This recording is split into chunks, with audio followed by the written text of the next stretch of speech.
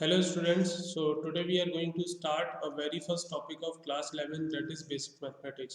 तो थोड़ा सा मैं आपको स्टार्टिंग का करिकुलम बता देता हूँ कि किस तरीके से हम लोग जो है क्लास 11 12 की मैथ्स पढ़ने वाले हैं। तो बेसिकली मेरा मानना ये है कि जब भी कोई स्टूडेंट क्लास 10 से 11th में आता है तो बीच में कुछ मंथ्स का गैप भी रहता है बिकॉज समर वेकेशन रहती है, उसके बाद वो 11th में आता है। तो काफ़ी दफ़ा क्या होता है कि बच्चे कुछ ना कुछ चीज़ें मिस कर देते हैं, भूल जाते हैं, ठीक है ना, ड्यूरिंग दिस पीरियड। तो अभी मैं स्टार्टिंग में आपको कुछ बेसिक चैप्टर पढ़ाने वाला हूँ, ठीक है। और ये बेसिक चैप्टर का ऐसा नहीं कि इन बेसिक चैप्टर से आपका डायरेक्टली क्वेश्चन आ जाएगा जेई मेंस या एडवांस में, लेकिन अगर आपको ये बेसिक नॉलेज नहीं होगी तो आगे की मैथ समझने में आपको कहीं ना कहीं प्रॉब्लम होगी, ठीक है। और जैसे मैं कुछ बेसिक जो चैप्टर्स हैं उनके मैं नाम बता देता हूँ किस तरीके से हम लोग पढ़ने वाले हैं। हम लोग सबसे पहला टॉपिक जो आज हम लोग स्टार्ट कर रहे हैं बेसिक मैथमेटिक्स।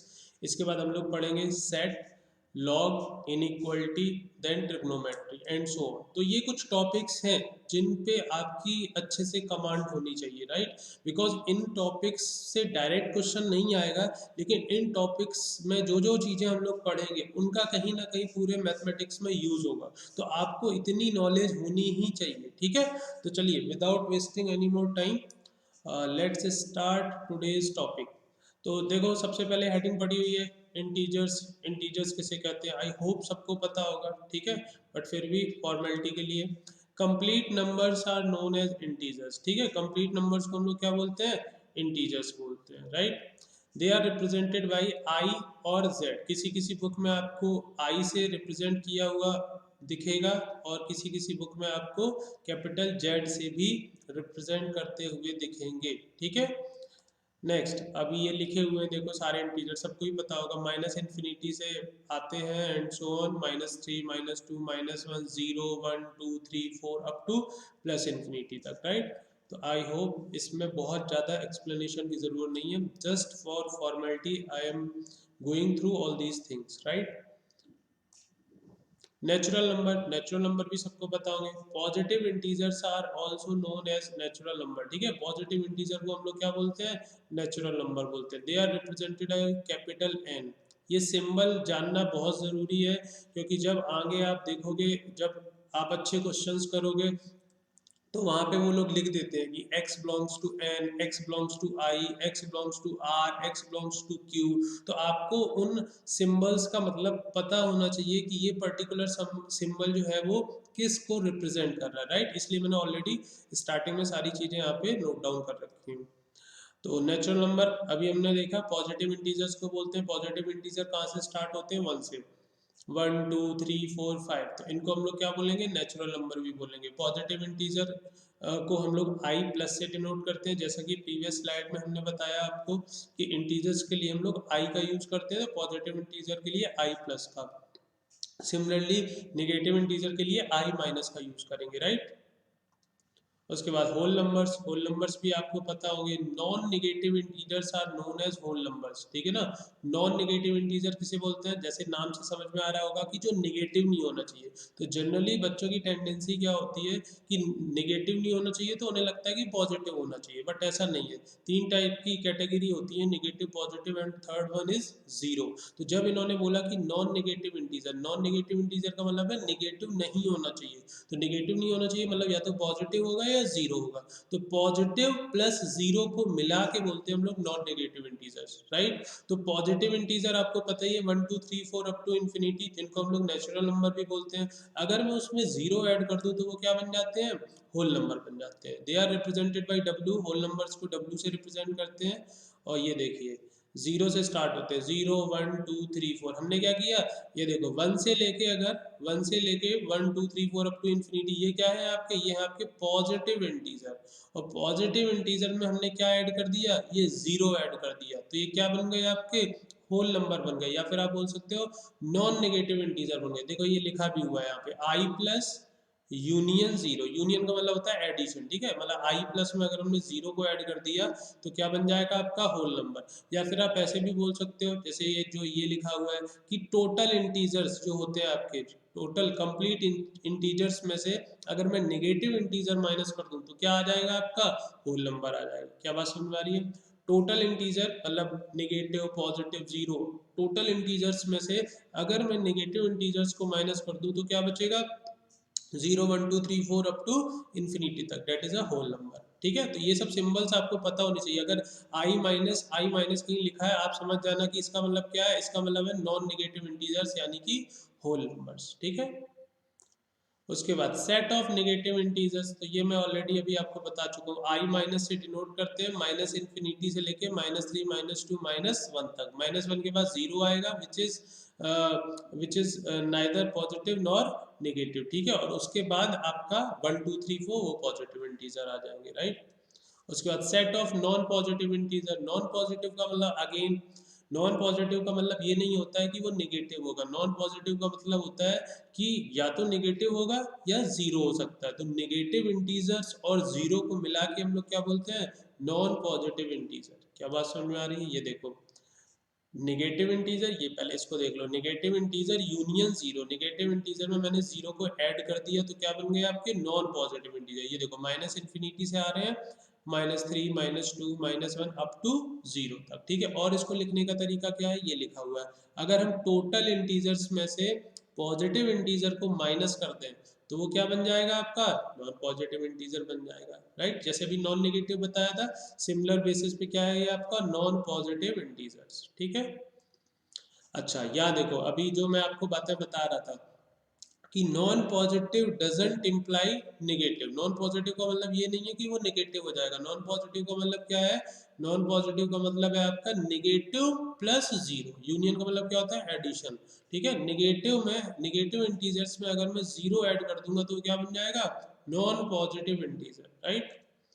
उसके बाद देखो कुछ इंपॉर्टेंट पॉइंट है ये आपको पता होने चाहिए। जैसे पहला पॉइंट है आपका, zero is neither positive nor negative, I think सबको पता होगा।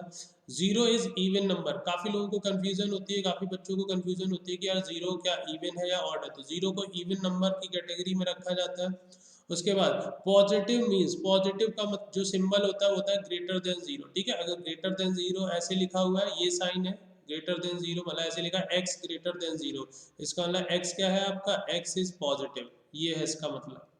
बात समझ में आ रही है। सिमिलरली अगर मान लो कहीं ऐसे लिखा हुआ है एक्स लेस देन जीरो, ठीक है, लेस देन का मतलब क्या होता है, लेस देन का मतलब होता है एक्स इज निगेटिव। ठीक है, ये सारी चीजें आपको पता होनी चाहिए। मैं ये नहीं बोल रहा हूँ कि आपको नहीं पता होंगी, पता होंगी, लेकिन अगर कोई भी स्टूडेंट है जिसको ये सब बातें नहीं पता है तो वो पता होना चाहिए। इसलिए मैं सारी एकदम बेसिक से एक एक पॉइंट यहाँ पे आपके लिए बता रहा हूँ। ठीक है, अच्छा ये हो गया आपका। उसके बाद non negative means, non negative का मतलब होता है, अभी मैंने बताया था नॉन नेगेटिव का मतलब क्या होता है, या तो पॉजिटिव होगा या जीरो होगा। ठीक है, तो उसका सिंबल होता है greater and equal to zero. ठीक है, ग्रेटर का मतलब तो ये हो गया कि पॉजिटिव होगा, और इक्वल टू लगाने का मतलब है कि वो जीरो भी हो सकता है। तो अगर मैंने ऐसे लिखा है एक्स ग्रेटर और इक्वल टू जीरो, तो और का मतलब क्या होता है, ऑप्शन।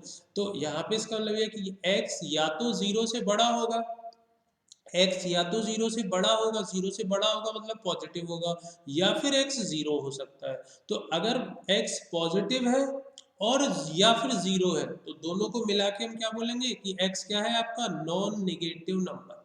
क्या बात समझ में आ रही है? तो यहाँ पे एक्स क्या है आपका, non negative number, non negative number. क्या बात समझ में आ रही है? ठीक है, उसके बाद सिमिलरली अगर ऐसे लिखा है x less and equal to zero, तो इसका मतलब क्या है, x या तो जीरो से छोटा होगा, और अगर x जीरो से छोटा होगा तो मतलब x नेगेटिव होगा, या फिर x जीरो के इक्वल होगा। तो या तो नेगेटिव होगा या इक्वल होगा, तो हम इसको क्या बोलेंगे, हम इसको बोलेंगे non positive, non positive number. क्या बात समझ में आ रही है? Non positive, non positive number. आई होप ये बात सबको क्लियर होगी। ठीक है, चलिए नेक्स्ट पे आते हैं। अच्छा, अब कुछ फ्रैक्शंस के बारे में देख लेते हैं। ठीक है, फ्रैक्शन में भी काफ़ी बच्चों को प्रॉब्लम होती है कि सर ये किस टाइप का फ्रैक्शन है। तो मैंने सारे जितने भी टाइप के हैं सारे यहाँ पे नोट डाउन कर रखे हैं। तो देखो पहले टाइप का जो फ्रैक्शन है, जो है which is a proper fraction. Proper fraction किसे कहते हैं, if numerator is less than denominator. ठीक है, अगर किसी भी फ्रैक्शन में न्यूमरेटर छोटा है डिनोमिनेटर, जैसे ये लिखा है 2/3, तो यहाँ देखो न्यूमरेटर जो है वो छोटा है और डिनोमिनेटर जो है बड़ा है, यानी कि इस केस में क्या लिखा हुआ है, 2 लेस देन 3। तो अगर न्यूमरेटर जो है वो डिनोमिनेटर से छोटा है तो ऐसे फ्रैक्शन को क्या बोलते हैं, प्रॉपर फ्रैक्शन। ठीक है, ये प्रॉपर फ्रैक्शन हो गया। सेकंड है इम्प्रॉपर फ्रैक्शन। इम्प्रॉपर फ्रैक्शन किसे कहते हैं, if numerator is greater than denominator. यहाँ देखो इस केस में ये लिखा हुआ है 5/3, 5/3 लिखा हुआ है, तो यहाँ पे देखो आप 5 जो है वो 3 से बड़ा है, तो numerator is greater than denominator, तो ये कैसा हो गया, इम्प्रॉपर फ्रैक्शन। और उसके बाद सी है आपका, सी पार्ट है आपका मिक्स्ड फ्रैक्शन। मिक्स्ड फ्रैक्शन किस टाइप का होता है, ये आपके सामने एग्जांपल लिखा हुआ है, 2+3/5, मतलब कोई नंबर लिखा है, मान लो मैंने लिखा 1+1/2, तो ये कैसा हो गया, मिक्स्ड फ्रैक्शन हो गया। ठीक है, यहाँ पे ये आपका इंटीग्रल नंबर लिखा है प्लस उसमें एक फ्रैक्शन ऐड कर रखा है, तो इस टाइप के फ्रैक्शन को क्या बोलते हैं हम लोग, मिक्स्ड फ्रैक्शन बोलते हैं। Next compound fraction. Compound fraction देखो किसे बोलते हैं, इस तरीके से, फ्रैक्शन अपॉन फ्रैक्शन, मतलब एक फ्रैक्शन को दूसरे फ्रैक्शन से डिवाइड कर दिया। ठीक है, जैसे ऐसे मान लो 2/3/4/5, इस तरीके से। तो 2/3 अपने आप में एक फ्रैक्शन है और 4/5 अपने आप में एक फ्रैक्शन है, तो एक फ्रैक्शन को मैंने दूसरे फ्रैक्शन से डिवाइड कर रखा है, तो इस टाइप के फ्रैक्शन को हमने क्या नाम दे दिया, कंपाउंड फ्रैक्शन। ठीक है, ये सब नाम इसलिए पता होना चाहिए कि कभी किसी क्वेश्चन में अगर ये टर्म्स यूज हो जाए तो आपको एक्चुअल में पता होना चाहिए कि यार इसका मतलब क्या है। ठीक है, इसलिए मैं ये सारी बातें बता रहा हूँ। उसके बाद नेक्स्ट है आपका कॉम्प्लेक्स फ्रैक्शन। कॉम्प्लेक्स इस तरीके से भी आपने नंबर लिखे हुए देखे होंगे, है ना, इसको कैसे हम लोग पढ़ते हैं, 2:1/3। ठीक है ना, इसको कैसे पढ़ते हैं, 2:1/3। तो इस तरीके से अगर जब कोई फ्रैक्शन लिखा होता है तो उसको हम लोग क्या बोलते हैं कि ये एक कॉम्प्लेक्स फ्रैक्शन है। क्या बात समझ में आ रही है। उसके बाद नेक्स्ट है आपका कंटिन्यूड फ्रैक्शन। कंटिन्यूड फ्रैक्शन देखो इस तरीके से, इस तरीके से कि इस तरीके के भी क्वेश्चन या इस तरीके के भी नंबर्स आपने कहीं ना कहीं लिखे हुए देखे होंगे। 2 प्लस उसके बाद फिर 2 अपॉन में, 2 प्लस 2 अपॉन में, 2 प्लस फिर 2 अपॉन में, इस तरीके से ये ऐसे सीरीज चलती जाएगी। तो इस तरीके से कहीं अगर फ्रैक्शन लिखा हो तो हम उसको क्या बोलेंगे, कंटिन्यूड फ्रैक्शन। क्या बात समझ में आ रही है। तो ये 6 टाइप के फ्रैक्शन है, आपको हर टाइप के फ्रैक्शन के बारे में पता होना चाहिए, क्योंकि अगर किसी क्वेश्चन में बोला जाएगा कि ऐसे ऐसे करके कोई कंपाउंड फ्रैक्शन है या ऐसे ऐसे करके कोई कॉम्प्लेक्स फ्रैक्शन है, तो एटलीस्ट आपको इन वर्ड का मीनिंग पता होना चाहिए कि ये किस टाइप के फ्रैक्शन की बात कर रहे हैं। क्या बात समझ में आ रही है। तो सबके देखो एक एक एग्जाम्पल भी लिखे हैं ताकि आपको क्लियर रहे कि अच्छा इस टाइप का अगर फ्रैक्शन लिखा हो तो इसको हम ये बोलते हैं, इस टाइप का फ्रैक्शन लिखा हो तो इसको हम ये बोलते हैं। ठीक है, आई होप क्लियर होगा। Next rational number. तो रैशनल नंबर भी आपको पता ही होगा, any number n will be rational if it can be written in the form of p/q। ठीक है, where p and q are integers and q not equal to 0। ये आपको बहुत शायद 8th 9th में ही डेफिनेशन बता दी जाती है। ठीक है, कि रैशनल नंबर किसे बोलते हैं, any number which can be written in the form of p/q where p and q are integers and q not equal to 0। ठीक है ना, q क्यों 0 नहीं होना चाहिए, क्योंकि अगर q 0 हो गया, q मतलब ये कहने का मतलब है कि अगर कोई भी नंबर n है उसको हम लोग रैशनल कब बोलेंगे, जब आप उसको p/q की फॉर्म में लिख सको। यहाँ पे p और q इंटीजर्स होते हैं। ठीक है, और q जो है वो 0 नहीं होना चाहिए, क्योंकि अगर q 0 हो गया तो डिनोमिनेटर 0 और डिनोमिनेटर 0, तो आपका जो फ्रैक्शन है वो क्या हो जाएगा, अनडिफाइन हो जाएगा, नंबर क्या हो जाएगा, अनडिफाइन हो जाएगा। क्या बात समझ में आ रही है, आई होप क्लियर होगा। They are represented by Q. Rational numbers को क्यू से रिप्रेजेंट करते हैं, कैपिटल क्यू से। ठीक है, उसके बाद देखो इंटीजर्स, इंटीजर्स हो गए, फ्रैक्शंस हो गए, टर्मिनेटिंग डेसिमल नंबर्स हो गए, non terminating but repeating decimal numbers हो गए। इन सबको हम लोग किस कैटेगरी में रखते हैं, रैशनल नंबर्स की कैटेगरी में रखते हैं। ठीक है, आई होप इतनी बात सबको पता होगी। ठीक है, क्योंकि जैसे मैं अगर आपको एक बात बताऊं कि जैसे जो रियल नंबर होते हैं, ठीक है ना, अभी आएगा आगे, बट अभी यहाँ पे मैं बता देता हूँ रियल नंबर जो है। ठीक है ना, तो रियल नंबर जो है दो टाइप के होते हैं, रैशनल और इरेशनल। ठीक है ना, ये तो आपने पढ़ा होगा क्लास 10th में, रैशनल एंड इरेशनल। अब रैशनल में जो होते हैं वो दो टाइप के नंबर्स आते हैं। ठीक है ना, एक तो इसमें आ जाता है टर्मिनेटिंग डेसिमल। ठीक है, एक आ जाता है टर्मिनेटिंग डेसिमल, टर्मिनेटिंग डेसिमल। ठीक है, और दूसरा आ जाता है आपका non terminating, non terminating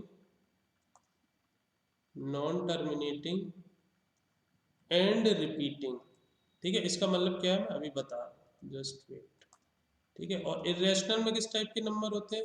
irrational में होते हैं terminating non terminating and non repeating. तो देखो भाई, ऐसे तो सबको पता होगा, 9 10 में ये सब बताया जाता है। ठीक है, तो टर्मिनेटिंग मतलब क्या होता है? सपोज कोई नंबर है, ठीक है ना, जैसे मान लीजिए 7/5 है। ठीक है, 7/5 है ये नंबर है। ठीक है, अगर मैं इसको डिवाइड करता हूँ तो देखो क्या होगा, 7 × 7। ठीक है, अब कितना बचेगा? 2 बचेगा। तो 2 को तो आप डिवाइड नहीं कर सकते 5 से, इसलिए पॉइंट आ जाएगा। फिर हो गया 20, फिर 5 को हमने 20 से डिवाइड किया, 5 4 जा 20, तो 1.4 आ गया। यानी कि मैंने 7 को 5 से डिवाइड किया, तो आफ्टर डेसिमल 1 डिजिट के बाद ये डिवाइड होना बंद हो गया। क्यों? क्योंकि रिमाइंडर 0 आ गया। यानी कि ये आपका कैसा डेसिमल हो गया? टर्मिनेटिंग डेसिमल हो गया, टर्मिनेट हो गया आफ्टर डेसिमल, कुछ डिजिट के बाद टर्मिनेट हो गया। ठीक है ना, डिवीजन होना बंद हो गया, रिमाइंडर 0 आ गया। तो वो हम इसको बोलते हैं टर्मिनेटिंग डेसिमल। ठीक है, और दूसरा होता है नॉन टर्मिनेटिंग रिपीटिंग। यानी कि मान लो मैंने बोला इस टाइप से, non terminating repeating. Non terminating का मतलब है कि टर्मिनेट नहीं होगा, यानी कि पॉइंट के बाद, डेसिमल के बाद रिमाइंडर कभी 0 नहीं आएगा, वो डिवाइड होता ही रहेगा। लेकिन एक वर्ड और साथ में यहाँ पे ऐड कर रखा है, रिपीटिंग। रिपीटिंग का मतलब ये है कि डेसिमल के बाद जो नंबर्स आएंगे वो टर्मिनेट तो नहीं होंगे, लेकिन वो रिपीट होते रहेंगे बार बार। सम डिजिट्स जो है वो बार बार रिपीट होते रहेंगे। जैसे मैं आपको एक एग्जांपल देता हूँ, 10/3, इसको कैलकुलेट करके देखो। तो 10 को 3 से डिवाइड करोगे कितना आएगा?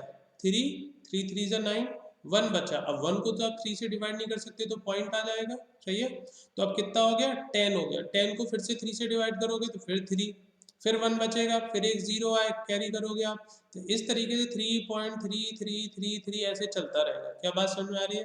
तो आपने देखा आफ्टर डेसिमल ये रिमाइंडर कभी 0 आएगा ही नहीं। क्यों? क्योंकि हमेशा ये 3333 चल रहा है, तो ये टर्मिनेट हो नहीं रहा है। ठीक है, मतलब जो डिवीजन है वो रुक नहीं रहा है। ठीक है ना, आप उसको करते ही जा रहे हो, करते ही जा रहे हो, और हमें पता है कि ये कभी नहीं 0 होने वाला है रिमाइंडर, बिकॉज हर बार जो है वो रिमाइंडर 1 आ रहा है। राइट, तो आपने कहा कि देखो डेसिमल के बाद एक तो डिवीजन रुक नहीं रहा है, तो हमने इसको नाम दे दिया नॉन टर्मिनेटिंग। और फिर दूसरी आपने एक ये चीज ऑब्जर्व की कि यार डेसिमल के बाद ना एक ही डिजिट बार बार आ रही है, 3 3 3 3 3। ठीक है, तो हमने इसको क्या बोल दिया कि ये नॉन टर्मिनेटिंग तो है, साथ ही साथ में रिपीटिंग है। क्यों? क्योंकि आफ्टर डेसिमल जो डिजिट है वो बार बार क्या कर रही है? रिपीट कर रही है। ठीक है, तो ये आपका ये वाला कैटेगरी हो गया, non terminating and repeating. Right, irrational में क्या होता है? इरेशनल में होता है non terminating and non repeating. मतलब कोई इस तरीके से नंबर होगा कि पॉइंट के बाद, डेसिमल के बाद रिमाइंडर 0 तो नहीं आएगा, कि तभी उसको नॉन टर्मिनेटिंग बोल रहे हैं। साथ ही साथ कोई भी सेट ऑफ डिजिट्स जो है वो रिपीट नहीं करेंगे डेसिमल के बाद। मतलब कुछ इस तरीके से, जैसे पाई होता है ना, पाई की वैल्यू जो होती है वो क्या होती है? अप्रोक्सीमेट वैल्यू होती है 3.14। पाई की वैल्यू होती है अप्रोक्सीमेट, पाई की अप्रोक्सीमेट वैल्यू होती है 3.14। उसके आगे जो डिजिट्स होती है ना, वो ऐसे चलती जाती हैं, कभी रुकती नहीं है। ठीक है, मतलब टर्मिनेट नहीं होती, नॉन टर्मिनेटिंग होती है। ऐसी मतलब आप डिवाइड करते रहोगे, डिवाइड करते रहोगे, आते ही रहेगा, आते ही रहेगा। और कोई particular set of digit repeat भी नहीं करता है, मतलब एक रैंडम ही रैंडम नंबर्स की सीरीज चलती रहती है। क्या बात समझ आ रही है? तो पाई जो हो गया वो आपका इरेशनल नंबर होता है। और मान लो √2 ले लो, आप √2 की वैल्यू निकालोगे तो वो 1 पॉइंट समथिंग ऐसे चलती रहेगी, चलती रहेगी। ठीक है ना, कभी टर्मिनेट नहीं होगी। ठीक है ना, डिवीजन होता ही रहेगा, रिमाइंडर कभी 0 नहीं आएगा। और दूसरी बात कि कोई भी सेट ऑफ नंबर्स जो है वो बार बार रिपीट नहीं करेंगे। क्या बात समझ में आ रही है? तो ये आप कौन सी कैटेगरी हो गई? Non terminating and non repeating. ठीक है, आई होप इनफ एक्सप्लेनेशन दे दिया मैंने, बिकॉज ऑलरेडी सबको पहले से पता होगा ये सब।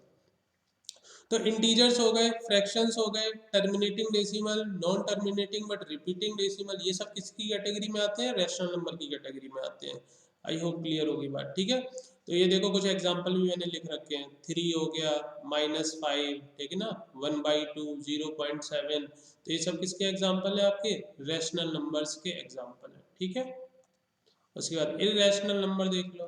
तो there are real numbers which can not be expressed in P by Q form, ठीक है ना, कुछ रियल नंबर होते हैं जो पी बाई क्यू की फॉर्म में हम उनको एक्सप्रेस नहीं कर सकते हैं, तो उनको हम लोग क्या बोलते हैं, इर्रेशनल नंबर बोलते हैं। आई होप क्लियर होगा, बहुत सिंपल सी डेफिनेशन है। जिन नंबर्स को हम पी बाई क्यू की फॉर्म में एक्सप्रेस कर पा रहे हैं उनको रैशनल नंबर बोलते हैं, जिनको नहीं कर पा रहे हैं उनको इर्रेशनल नंबर बोलते हैं। क्या बात क्लियर है? उसके बाद non terminating non repeating decimal numbers are irrational number. Already मैं भी प्रीवियस स्लाइड में आपको सब कुछ एक्सप्लेन कर चुका हूँ, ठीक है, कि non terminating non repeating decimal numbers को हम लोग क्या बोलते हैं, इर्रेशनल नंबर्स बोलते हैं, राइट।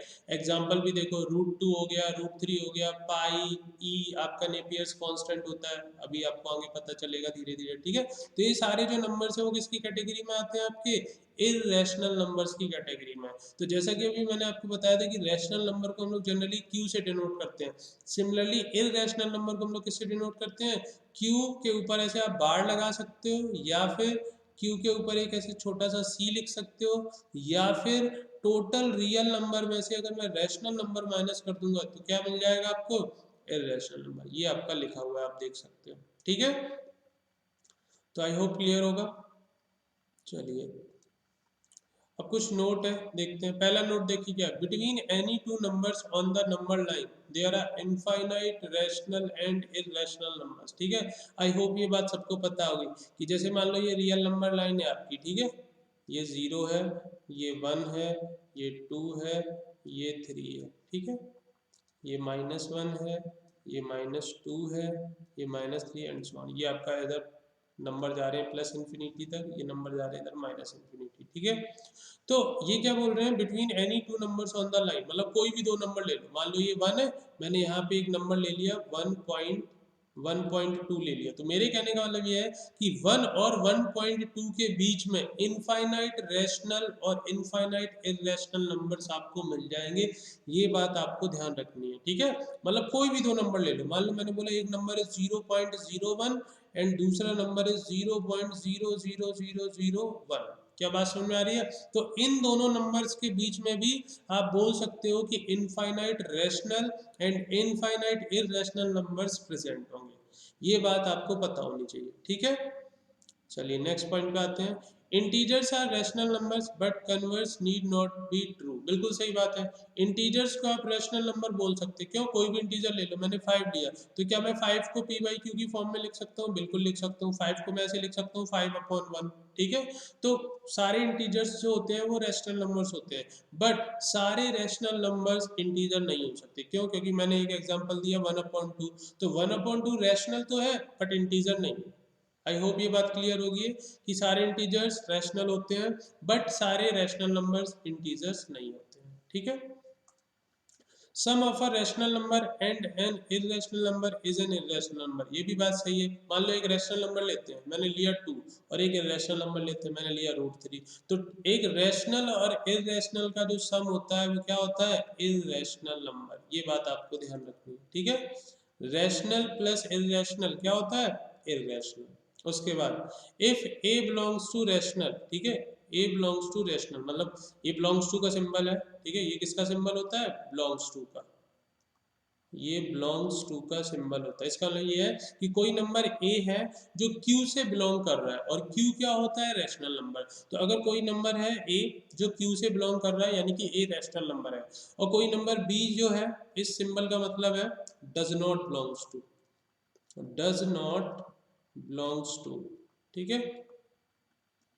क्या बात समझ में आ रही है? तो कोई नंबर ए है जो क्यू से बिलोंग कर रहा है, कोई नंबर बी है जो क्यू से बिलोंग नहीं कर रहा है, तो जो बिलोंग कर रहा है उसको रैशनल नंबर बोलेंगे, जो नंबर क्यू से बिलोंग नहीं कर रहा है उसको इररेशनल नंबर बोलेंगे। क्या ये बात समझ में आ रही है? ठीक है। Then A into B rational number, तो उन्होंने ये बोला है कि एक रैशनल और एक इररेशनल का जो प्रोडक्ट होगा, ए इंटू बी का मतलब क्या है, ए एक रैशनल नंबर है, बी एक इररेशनल नंबर है, तो एक रैशनल और एक इररेशनल का प्रोडक्ट रैशनल नंबर तभी हो सकता है जब a इज इक्वल टू 0, ठीक है। फिर से देखो, मैंने बोला एक रैशनल नंबर है, एक रैशनल नंबर है, ठीक है, और एक इररेशनल नंबर है, एक इरेशनल। तो एक रैशनल और एक इरेशनल का जो प्रोडक्ट होता है वो हमेशा इरेशनल होता है। सिर्फ एक केस में ही रैशनल और इरेशनल का प्रोडक्ट रैशनल हो सकता है, और वो कौन सा केस होगा?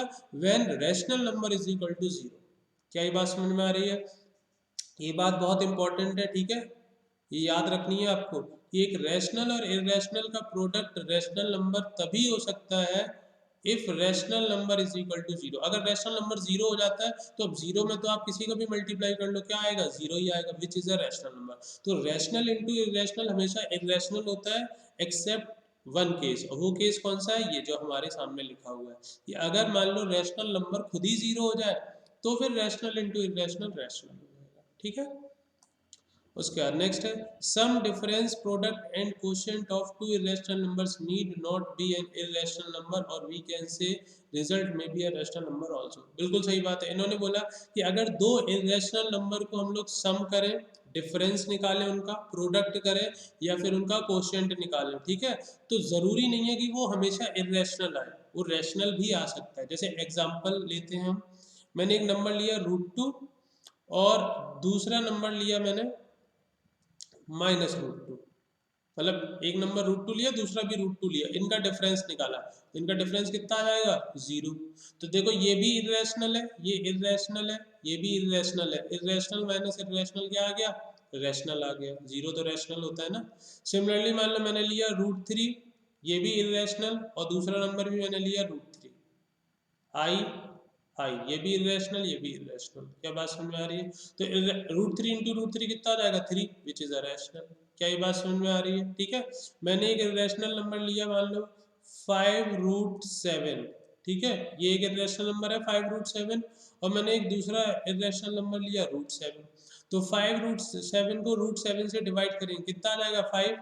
तो देखो ऊपर वाला नंबर इरेशनल, नीचे वाला number irrational, irrational divided by irrational क्या आ गया? रैशनल। क्या बात समझ में आ रही है?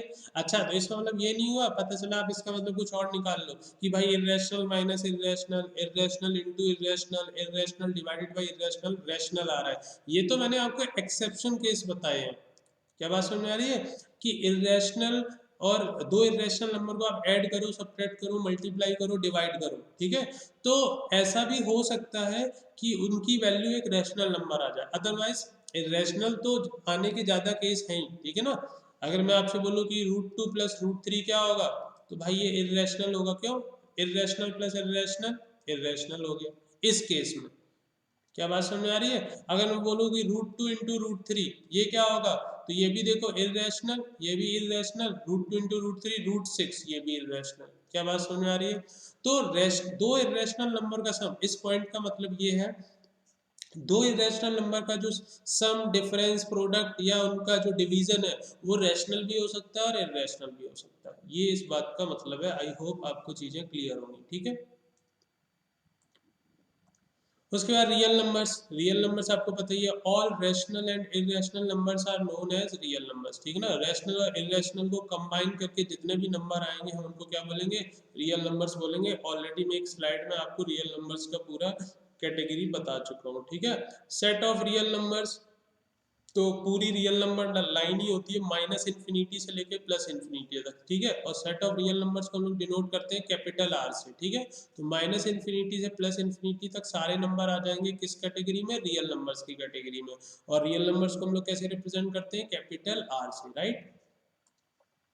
Set of positive real number, तो पॉजिटिव रियल नंबर के लिए आर प्लस का यूज करते हैं, और पॉजिटिव रियल नंबर 0 के आगे आगे होंगे, ठीक है। जैसे ये देखो आप, ये है आपकी रियल नंबर लाइन, ये है 0। तो अगर आप 0 के आगे आगे, ये मान लो ये बैरियर लगा देते हैं यहाँ पे, अगर आप 0 के आगे आगे जाते हैं तो आपको कैसे नंबर मिलेंगे? पॉजिटिव रियल नंबर, ठीक है। और अगर आप 0 के पहले पहले जाते हैं, ठीक है, तो आपको कैसे नंबर मिलेंगे? नेगेटिव रियल नंबर, ठीक है। ये तो पॉजिटिव रियल नंबर के लिए आर प्लस यूज करते हैं। इंटरवल के फॉर्म में आप ऐसे लिख सकते हो 0 से लेके इन्फिनिटी, ठीक है। अब ये इंटरवल्स की चीजें मैं बता दूंगा, ठीक है, आगे आएंगी आपको तो क्लियर हो जाएंगे।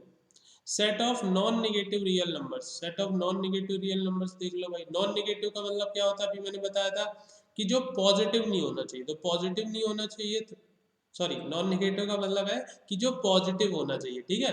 अब नॉन नेगेटिव का मतलब मैंने क्या बताया था, जो पॉजिटिव होना चाहिए या फिर जीरो होना चाहिए, ठीक है। तो पॉजिटिव प्लस जीरो, तो ये देखो ये लिखा हुआ है आर प्लस यूनियन जीरो, सही है। एडिशन के लिए यूनियन ऐड करते हैं, आर प्लस, ठीक है। तो आर प्लस और ये आपका क्या हो गया जीरो, ठीक है। तो अभी हमने आपको बताया था पिछली स्लाइड में, ये देखो लिखा हुआ है set of positive real numbers, R plus क्या होता है जीरो से इन्फिनिटी, ठीक है। तो यहाँ पे ये जो ब्रैकेट था आपका, ये अभी नेक्स्ट टॉपिक में आपको ब्रैकेट्स के बारे में डिटेल में बता दूंगा मैं, बट फिलहाल के लिए भी थोड़ा सा हम लोग यहाँ पे देख लेते हैं, ठीक है।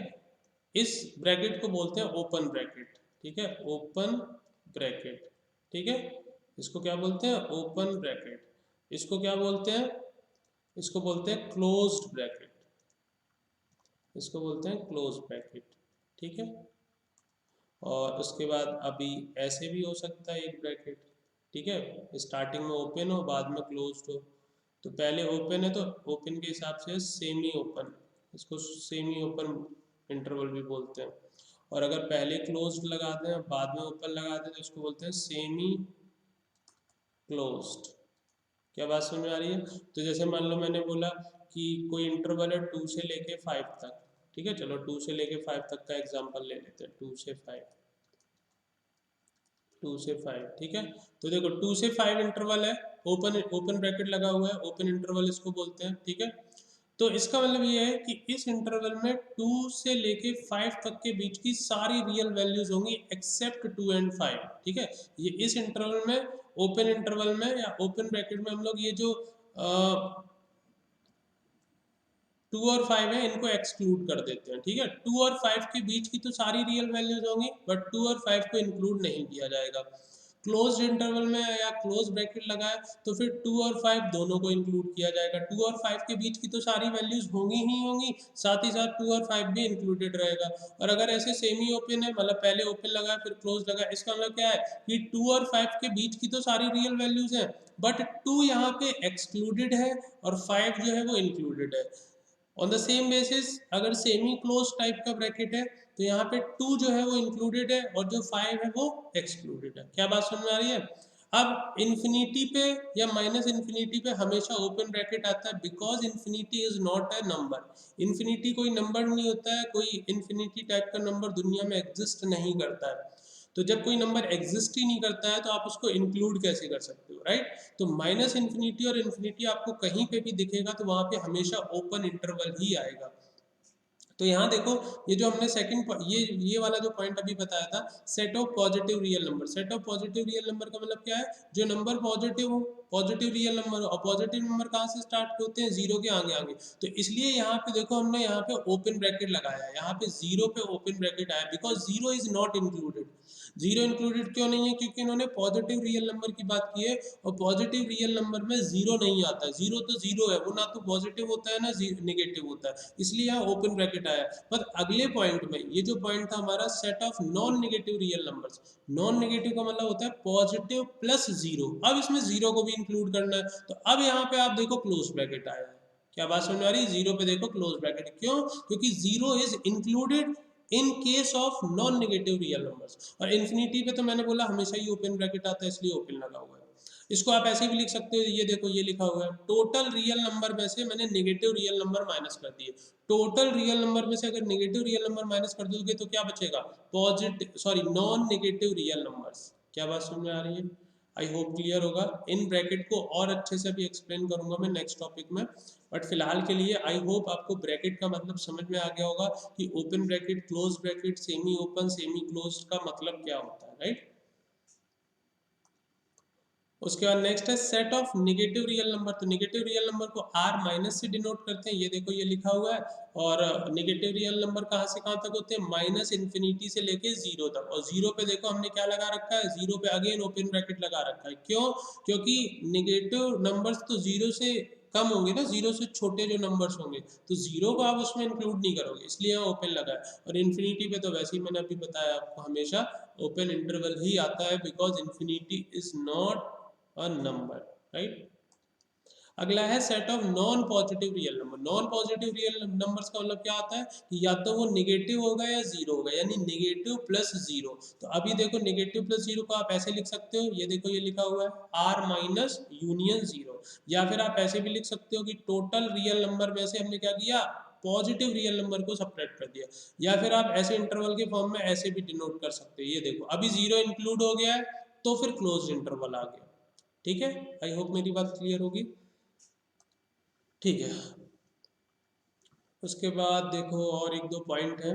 The real numbers can be represented as a position of a point on the real number line. I hope ये बात सबको क्लियर होगी। ठीक है, कि जो रियल नंबर्स होते हैं उनको हम रियल नंबर लाइन पे रिप्रेजेंट करते हैं as a position of a point. ठीक है ना, किसी भी पॉइंट की पोजीशन बताने के लिए हम रियल नंबर्स को एक्सप्रेस करते हैं on the real number line. क्या बात समझ में आ रही है? ठीक है, उसके बाद नंबर जस्ट ग्रेटर देन और less than a given number x does not exist. ये बहुत अच्छा पॉइंट है। देखो इसका मतलब क्या है कि जैसे मान लो मैं आपसे बोलूं, ठीक है, जैसे मैं आपसे बोलूं कि 5 से जस्ट बड़ा नंबर बताओ, जस्ट बड़ा नंबर और छोटा नंबर।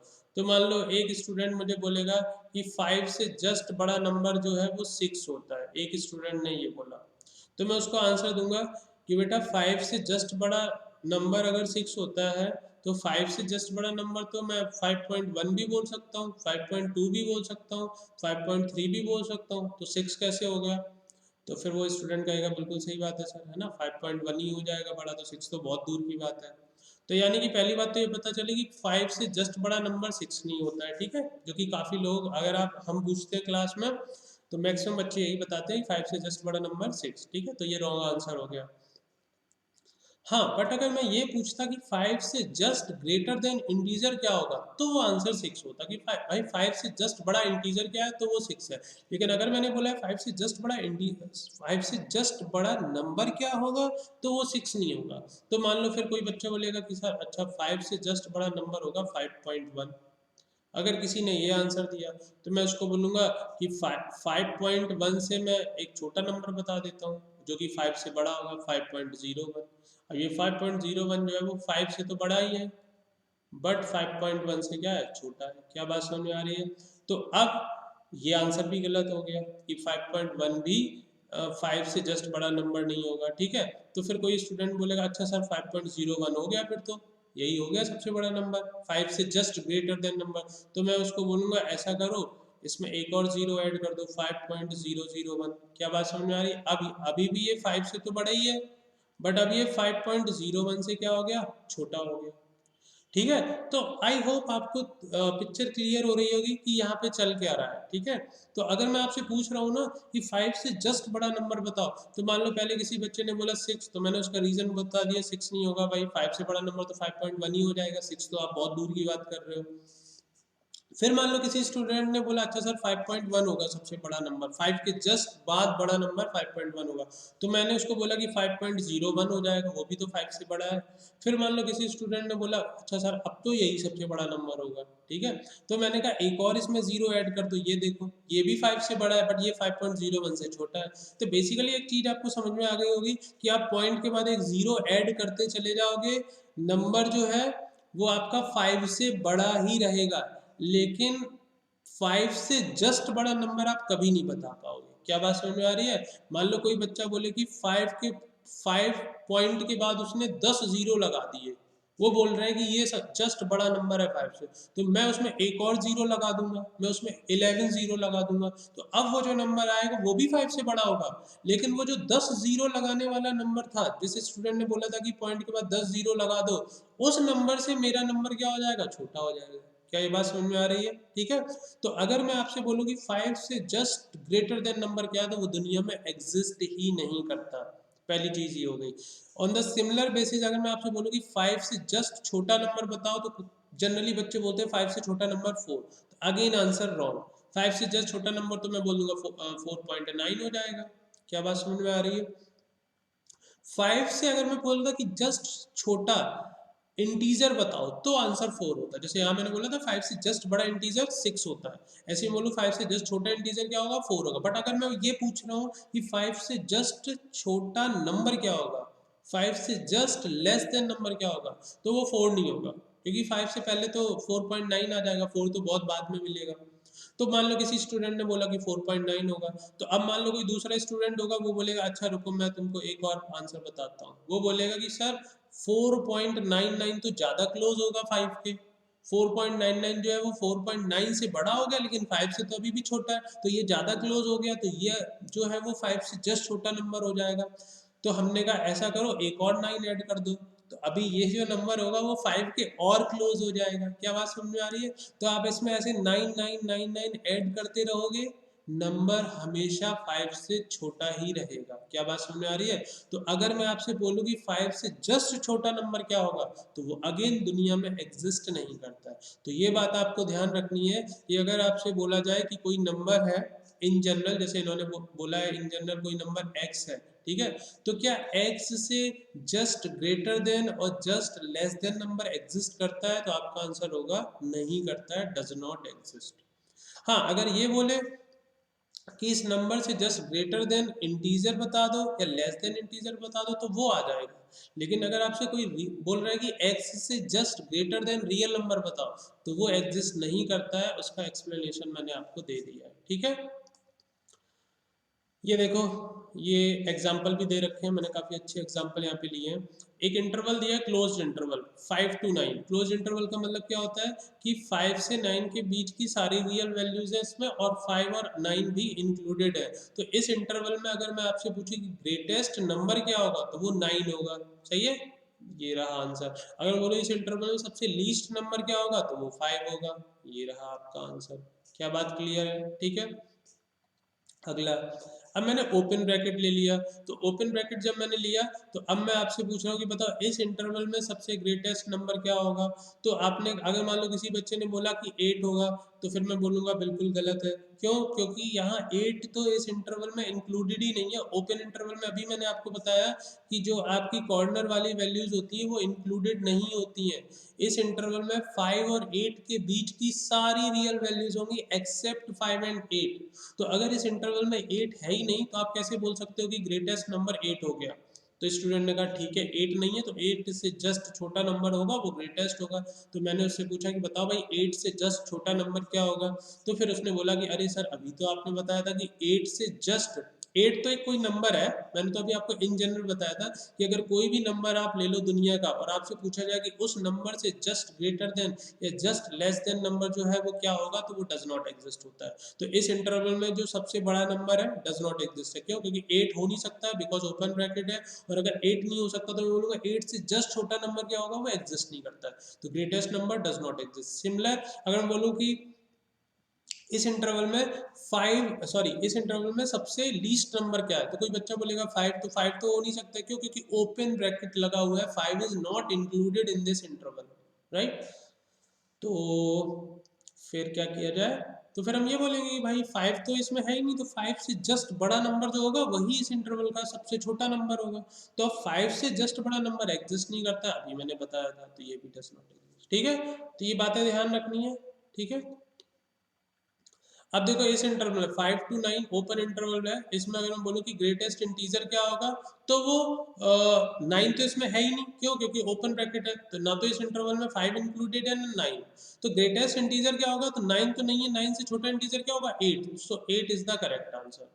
सिमिलरली अगर मैं आपसे बोलूँ कि इस इंटरवल में सबसे छोटा इंटीजर क्या है, लीस्ट इंटीजर क्या है, तो वैसे तो 5 होता है, बट 5 तो ओपन इंटरवल है, तो 5 तो इसमें इंक्लूडेड ही नहीं है। तो 5 के जस्ट बाद जो इंटीजर होगा वही सबसे छोटा इंटीजर होगा, दैट इज 6। ये आ गया। अच्छा, इस वाले इंटरवल में अगर मैं आपसे पूछा कि ग्रेटेस्ट इंटीजर बता दो, तो इसमें ग्रेटेस्ट इंटीजर भी 9 होता, और अगर मैं आपसे पूछता लीस्ट इंटीजर बता दो, तो लीस्ट इंटीजर भी 5 होता, राइट। ठीक है, उसके बाद ये अभी मैं आपको बता ही चुका हूँ, infinity is not a number, ठीक है ना, because it is not defined. Infinity कोई नंबर नहीं होता है, we are using infinity just as a notion. ठीक है, एक बहुत बड़े नंबर को रिप्रेजेंट करने के लिए हम इन्फिनिटी वर्ड का यूज करते हैं, अदरवाइज इन्फिनिटी कुछ होता ही नहीं है।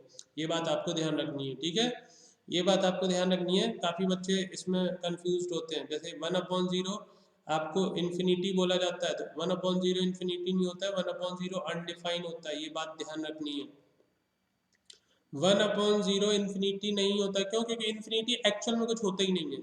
सिमिलरली अगर मैं बोलूँ 1/इन्फिनिटी, काफी बच्चे बोलते हैं 0 होगा, ठीक है, तो 1/इन्फिनिटी भी जो है वो अनडिफाइन होता है, ये बातें ध्यान रखनी है, ठीक है। 1/0 भी अनडिफाइन होता है, 1/इन्फिनिटी भी अनडिफाइन होता है, ठीक है। ये बात ध्यान रखें, क्यों? क्योंकि इन्फिनिटी एक्चुअल में कुछ होता ही नहीं है, ये बात दिमाग में आप डाल लो, ठीक है। सुनने में थोड़ा अजीब लग रहा होगा but that is the reality. उसके बाद नेक्स्ट है कॉम्प्लेक्स नंबर्स। कॉम्प्लेक्स नंबर देखो, a number of the form a plus I B, ठीक है, any number which is written in the form of a plus I B where a and b इस a plus I B की form में कोई number लिखा है जहाँ पे a और b क्या है आपके रियल नंबर है, और ये जो i लिखा है i की वैल्यू होती है √(-1), ठीक है। और इस i को हम लोग क्या बोलते हैं? i को बोलते हैं इमेजिनरी नंबर या कॉम्प्लेक्स नंबर, ठीक है। i को क्या बोलते हैं हम लोग? Imaginary number. ये आप पढ़ोगे अभी आगे चल के चैप्टर आएगा, कॉम्प्लेक्स नंबर एक चैप्टर ही है, वो पढ़ोगे तब आपको इसके बारे में डिटेल में बताएंगे। बट फिलहाल के लिए any number which is written in the form of a plus I B, ठीक है ना, where a and b are real number and i is equal to √(-1) is called complex number, ठीक है। a plus I B type का अगर कोई भी number लिखा है उसको हम लोग क्या बोलते हैं? कॉम्प्लेक्स नंबर बोलते हैं, ठीक है। और ये a और b रियल होने चाहिए, ये बात आपको ध्यान रखनी है। Complex number is usually denoted by z। Complex number को किससे डिनोट करते हैं? z से डिनोट करते हैं, ठीक है। कॉम्प्लेक्स नंबर को z से डिनोट करते हैं and the set of all complex numbers is represented by c, ठीक है ना। तो किसी पर्टिकुलर कॉम्प्लेक्स नंबर को, किसी पर्टिकुलर कॉम्प्लेक्स नंबर को हम लोग किससे डिनोट करते हैं? z से। जैसे मैंने लिख दिया z is equal to 2 + 3i, तो ये कॉम्प्लेक्स नंबर हो गया। मैंने लिख दिया z is equal to -1 + 5i, ये एक कॉम्प्लेक्स नंबर हो गया। और जो सारे कॉम्प्लेक्स नंबर का सेट होता है, जैसे set of all real numbers, सारे रियल नंबर के सेट को हम लोग किससे रिप्रेजेंट करते हैं? कैपिटल R से। उसी तरह से जो सारे कॉम्प्लेक्स नंबर्स हैं उनके सेट को किससे रिप्रेजेंट करते हैं?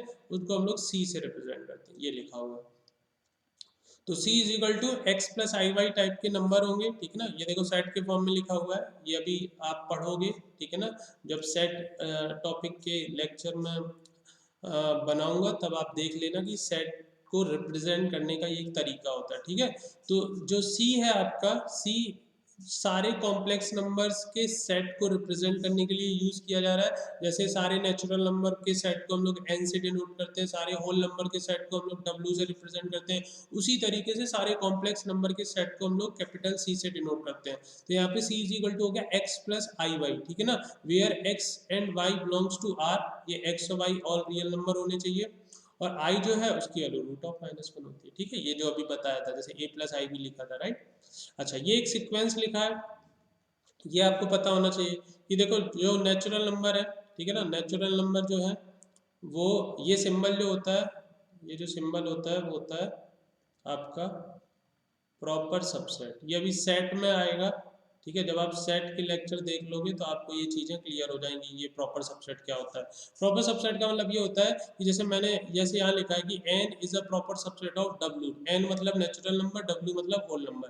तो n w का यानी नेचुरल नंबर होल नंबर्स का प्रॉपर सबसेट होता है। इसका मतलब ये है कि इस n सेट में, n सेट के सारे एलिमेंट किस में होंगे? W में होंगे। n सेट के सारे एलिमेंट W में होंगे, और W में कम से कम एक एक्स्ट्रा एलिमेंट होगा किससे? n से। तो वो आपको पता ही है, नेचुरल नंबर होते हैं 1 2 3 4 अप टू इन्फिनिटी तक, और W होल नंबर क्या होते हैं? 0 से स्टार्ट होते हैं, 0 1 2 3 4 अप टू इन्फिनिटी तक। क्या बात समझ में आ रही है? तो इसके सारे नंबर इसमें ऑलरेडी हैं और इसमें कम से कम एक एक्स्ट्रा एलिमेंट है, तो उसको हम लोग प्रॉपर सबसेट बोलते हैं। क्या बात समझ में आ रही है? तो ये इस तरीके से है। तो नेचुरल नंबर सारे होल नंबर में आ जाते हैं, होल नंबर सारे इंटीजर्स के अंदर आ जाते हैं, सारे इंटीजर्स रैशनल नंबर के अंदर आ जाते हैं, सारे रैशनल नंबर रियल नंबर के अंदर आ जाते हैं, और सारे रियल नंबर जो है वो कॉम्प्लेक्स नंबर के अंदर आ जाते हैं। तो आप बोल सकते हो जो यूनिवर्स है सबसे बड़ा वो कौन है? आपका कॉम्प्लेक्स नंबर। कॉम्प्लेक्स नंबर के अंदर रियल नंबर, कॉम्प्लेक्स नंबर के अंदर दो टाइप के नंबर होते हैं, ठीक है। देखो कॉम्प्लेक्स नंबर के अंदर दो टाइप के नंबर होते हैं, रियल नंबर और इमेजिनरी नंबर, सही है। और रियल नंबर के अंदर दो टाइप के नंबर होते हैं, कौन कौन से? रैशनल नंबर ठीक है, और इर्रेशनल नंबर, ठीक है। उसके बाद रैशनल के अंदर ये सारी कैटेगरी आ जाती है आपकी, natural number, whole number, integers, इस तरीके से ये आपकी साइकिल चलती है, ठीक है। तो कॉम्प्लेक्स नंबर सबसे ऊपर, कॉम्प्लेक्स नंबर में दो कैटेगरी बन गई, रियल नंबर और इमेजिनरी नंबर। रियल नंबर में भी दो कैटेगरी बन गई, रैशनल और इरेशनल। रैशनल में हर टाइप के नंबर होते हैं, चाहे वो नेचुरल नंबर हो, चाहे वो होल नंबर हो, चाहे वो इंटीजर हो, ठीक है। चलिए, उसके बाद ये देखिए इवन नंबर्स। इवन नंबर सबको पता होंगे, numbers which is divisible by 2, ठीक है ना। जो भी नंबर 2 से डिविजिबल होते हैं उनको इवन नंबर्स बोलते हैं, ठीक है। अब अगर इवन नंबर्स हैं तो जो उनकी यूनिट डिजिट होती है वो क्या होती है, वो इवन होगी, या तो 0 होगी, या 2 होगी, या 4 होगी, या 6 होगी, या 8 होगी, ठीक है। आई होप ये सबको पता होगा, even numbers are divisible by 2, ठीक है। और उनकी यूनिट डिजिट क्या होती है, 0, 2, 4, 6, 8। ये इंपॉर्टेंट है, काफी बच्चों को ये नहीं पता होता है। इवन नंबर्स को डिनोट करने के लिए हम लोग 2n का यूज करते हैं, ठीक है ना। इवन नंबर्स को यूज करने के लिए हम लोग 2n को यूज करते हैं। Odd number, numbers those are not divisible by 2, जो नंबर 2 से डिविजिबल नहीं होते हैं उनको ऑड नंबर बोलते हैं। तो उनकी यूनिट डिजिट क्या होती है, 1, 3, 5, 7, 9। अगर किसी नंबर की यूनिट डिजिट में इन 5 में से कोई नंबर आ रहा है तो हम उसको क्या बोलेंगे, ऑड नंबर बोलेंगे। ऑड नंबर को रिप्रेजेंट करने के लिए या तो मैं 2n प्लस 1 यूज करूंगा, या फिर मैं 2n माइनस 1 यूज करूंगा, दोनों ही यूज किए जाते हैं। ये ऑड नंबर के लिए यूज किए जाते हैं, ठीक है, और इवन नंबर के लिए 2n यूज किया जाता है। पूरे मैथ्स में यूज होंगे, ये बात ध्यान रखना, ठीक है। जब भी आपको कभी भी कोई नंबर इवन टाइप का आपको मानना होगा तो आप उसको 2n टाइप मान लोगे। जब भी आपको कोई नंबर ऑड नंबर मानना होगा आप उसको 2n प्लस 1 या 2n माइनस 1 टाइप मान सकते हो, ठीक है। कुछ प्रॉपर्टीज हैं इवन और ऑड नंबर की, उनको देख लेते हैं। इवन प्लस माइनस इवन, यानी कि इन्होंने बोला है कि दो इवन नंबर को ऐड करो या सब्ट्रैक्ट करो, आपको जो रिजल्ट मिलेगा वो इवन मिलेगा, वो आप देख सकते हो। 2 plus 4 6 which is an even number, ठीक है ना।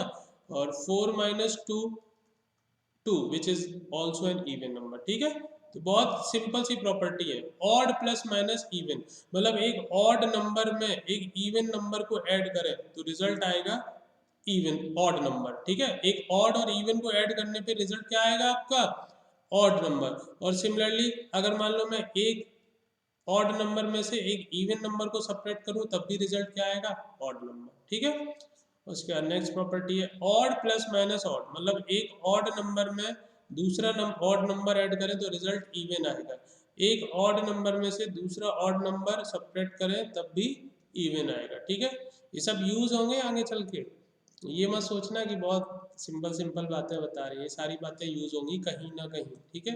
इवन इंटू इवन, एक इवन नंबर लिया 2, दूसरा इवन नंबर लिया 4, इवन इंटू इवन कितना आ गया, इवन ही आ जाएगा, ठीक है।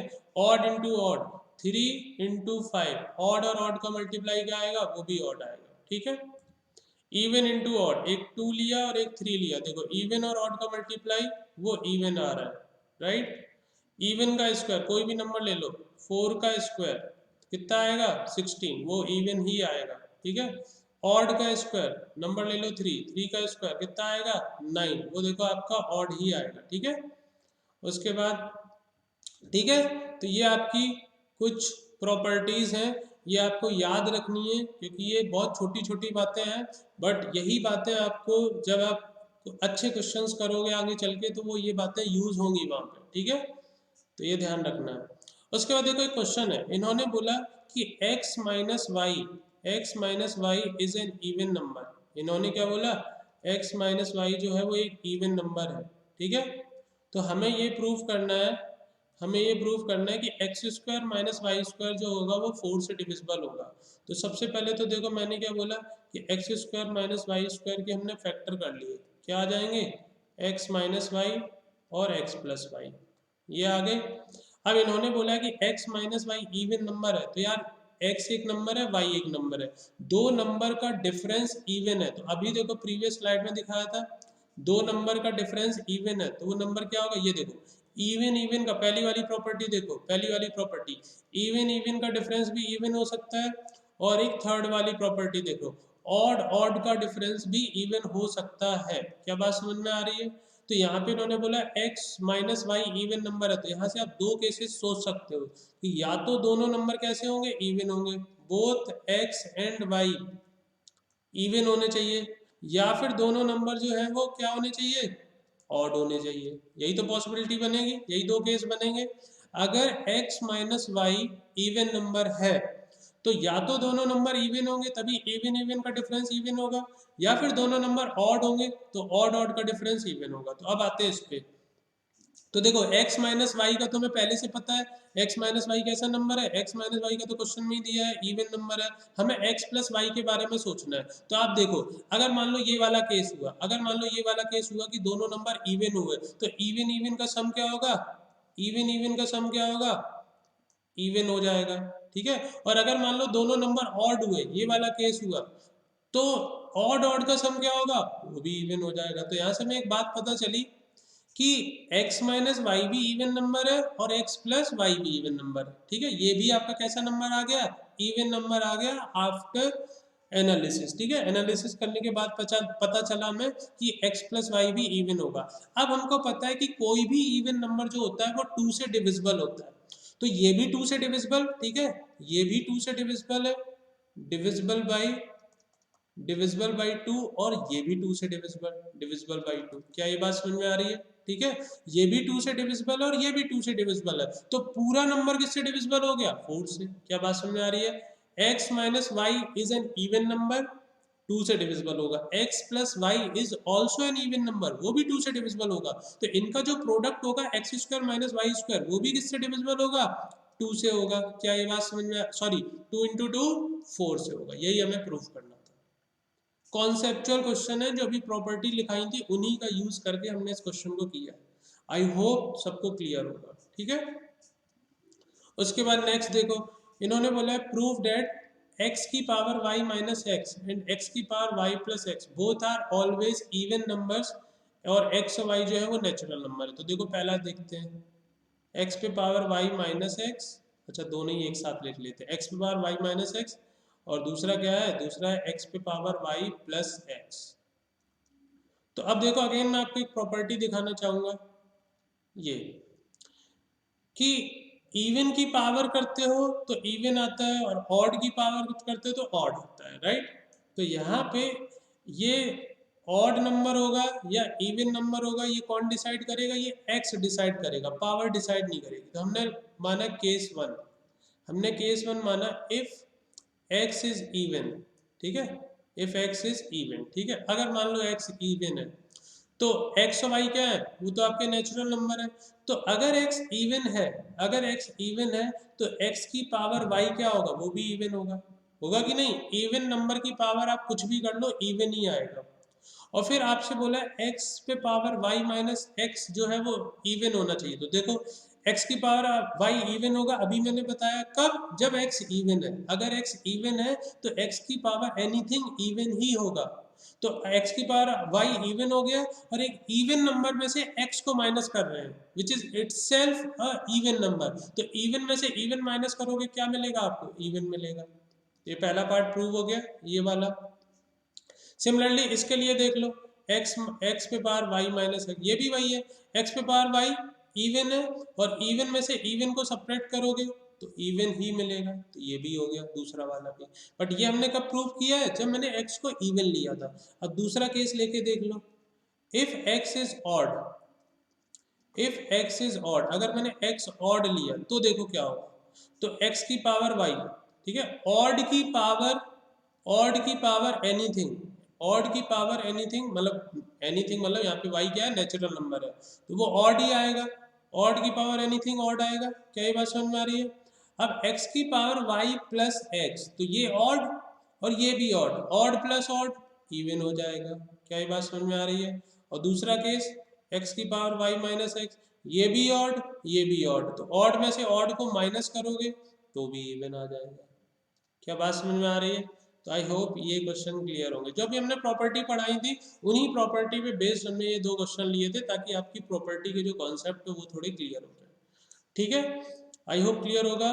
तो after watching this complete lecture, अगर आपको कोई भी डाउट रहता है तो आप प्लीज़ कमेंट करके मुझे अपने डाउट बता सकते हैं, ठीक है। चाहे वो कितना ही छोटा डाउट क्यों ना बना रहे, ठीक है, बिकॉज मैंने बहुत बेसिक से चीज़ें ली हैं एंड मैं चाहता हूँ कि आपको कोई भी डाउट ना रहे, ठीक है ना, बहुत स्टार्टिंग से बेस लेके मैं पढ़ा रहा हूँ, ठीक है, क्योंकि ऐसा नहीं कि अचानक से बहुत बड़ी बड़ी बातें करने लगो या बहुत बहुत कुछ हैवी हैवी चीज़ें पढ़ाने लगो, वो उससे कोई फ़ायदा नहीं है, ठीक है। और ये जो ऑब्वियस बात है वीडियोज़ है, मैंने स्टार्टिंग में ही बोला था कि जब भी कोई स्टूडेंट 10th पास करके 11th में आएगा तो उसको कुछ 4-5 टॉपिक होते हैं बेसिक टॉपिक, वो उनको पता ही होने चाहिए, ठीक है। तो उन्हीं के लिए ये है, ताकि आपकी बेसिक नॉलेज अच्छी हो, ताकि जब आप एक्चुअल 11th के जो टॉपिक्स हैं उनको पढ़ो तो वहाँ पे आपको किसी भी टाइप का ये ना लगे कि टीचर पढ़ा रहा है आपको चीज़ें ऊपर से जा रही हैं कि यार ये क्या चल रहा है, ठीक है। तो वो नहीं चलेगा अगर आपके बेसिक टॉपिक्स जो होंगे वो क्लियर होंगे, ठीक है। तो आई होप आप कमेंट करेंगे अगर आपको कोई भी डाउट होगा, और डाउट नहीं होता है तो बहुत अच्छी बात है, ठीक है। तो मिलते हैं हम लोग नेक्स्ट लेक्चर में, इसके आगे कंटिन्यू करेंगे, right. Okay, bye bye, take care.